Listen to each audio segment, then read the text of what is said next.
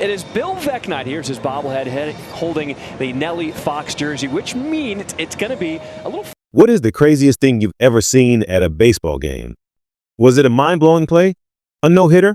Or was it something different? Something so unexpected it made you forget the score and just stare and wonder. Baseball is full of tradition, but every now and then, the game gives us a night of pure, wonderful chaos. Tonight, we head to the south side of Chicago for a night dedicated to the master of delightful madness, a man whose legacy is celebrated with bobbleheads, strange animals, and even wedding bells. This is a story you have to see to believe, right here on Baseball Extra.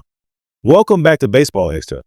If you were at the White Sox game on this particular night, you might have noticed something special. It was Bill Veeck night. For those who know their baseball history, that name means you're in for a treat. The commemorative bobblehead for the evening even featured him holding a Nelly Fox jersey, a nod to the greats of the past. But Bill Veeck's name signifies more than just history. It promises a little bit of fun, a little bit of the unexpected. And the unexpected started early. Before the first pitch was even thrown, there was a special guest on the field. No, not a former player, not a celebrity. It was a sloth. A real, live sloth, calmly hanging out on the grass. You have to ask yourself, why a sloth? The answer is simple, because it's fun, it's memorable, and it's exactly the kind of thing Bill Veeck would have loved. It sets a tone for the evening that this isn't just any other game in a 162-game season. But the nods to the past didn't stop with a sloth. To truly honor the Veeck era, you have to look the part. And that meant flashing back to the year 1976. In 1976, Bill Veeck's White Sox did something that has been talked about ever since. For a 3-game series, they took the field wearing shorts. Yes, shorts. It was a bold, bizarre, and brilliant move. They actually won the first game they wore them on August 8th against the Baltimore Orioles. The look was, shall we say, unique. As you can imagine, it wasn't the most practical uniform. Players like Pat Kelly probably discovered the hard way that sliding into a base isn't exactly comfortable when your legs are completely exposed. It was a one-season wonder, a strange footnote in uniform design, but it perfectly captured Veeck's willingness to try anything. Fast forward to today, and the spirit of '76 was alive and well. During batting practice, the short shorts made a triumphant return. The current White Sox players donned the infamous uniforms to pay proper tribute to Veeck. The team's manager, Will Veeck, mentioned that he wanted to make sure every player on his roster understood the importance of Bill Veeck and his immense contribution to the long and storied history of the Chicago White Sox. You see, to call Bill Veeck just a team owner is like calling a grand slam just a hit. The man was an innovator, a promoter, and perhaps the greatest showman the sport has ever known. His philosophy was simple. A baseball game should be a fun experience from the moment you walk in to the moment you leave, regardless of the final score. He owned a few different teams in his time, including the St. Louis Browns, where his promotional genius truly took flight. He was the man who sent Eddie Guido, a player standing just 3 feet 7 inches tall, up to the plate. He once staged Grandstand Manager's Day, where the fans in the stands held up placards to vote on strategic decisions during the game. When he came over and bought the White Sox, he brought that same creative energy with him. He was the mind behind the famous exploding scoreboard at Comiskey Park, a spectacle of lights and fireworks that went off every time the Sox hit a home run. These were more than just gimmicks. They were unique baseball promotions that made the ballpark the place to be. Of course, not all of them went as planned, like the infamous Disco Demolition Night in 1979, which turned into a riot and a forfeited game. But even in failure, Veeck created a moment nobody would ever forget.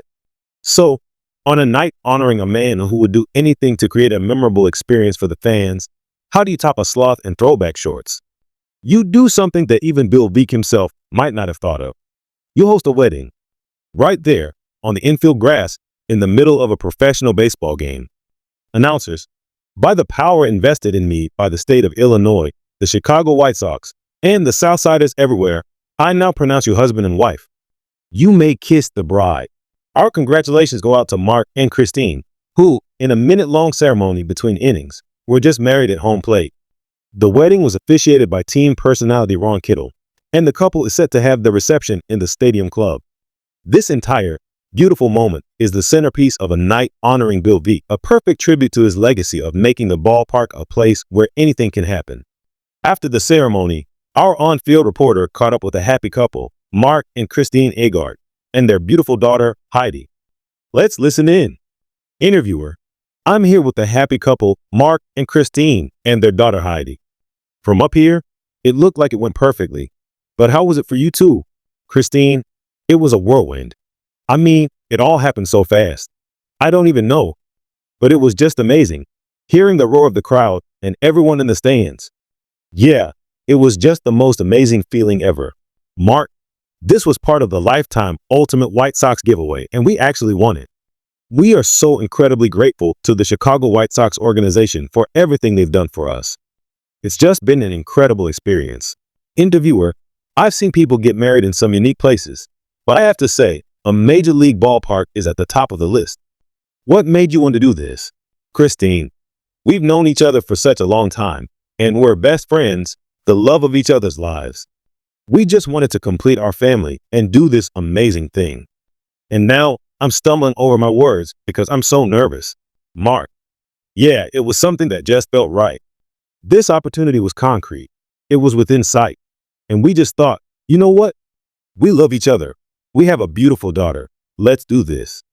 We had been waiting to get Heidi baptized before we got married, but this opportunity came up first, and it was just the ultimate timing with the giveaway. What makes this story even more special is the deep history between Mark and Christine. This wasn't some new romance. This was a lifetime in the making. Interviewer: One thing you can clearly see is the love between you two, but you've known each other for your whole lives.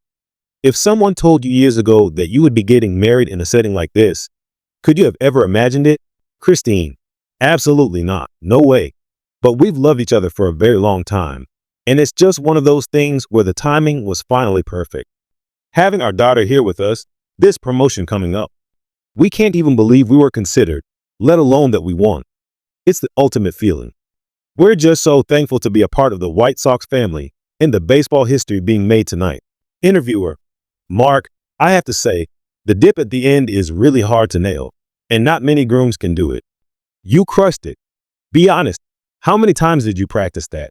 Mark: Well, not too much, but it wasn't the first time I've tried a dip. It wasn't practiced, but I don't know. We just have a naturally good chemistry, and everything just worked out the way it was supposed to. Interviewer: It was beautiful. So what's next for the happy newlyweds? Christine: Well, I think now we'll focus on getting Heidi baptized, since that was the original plan.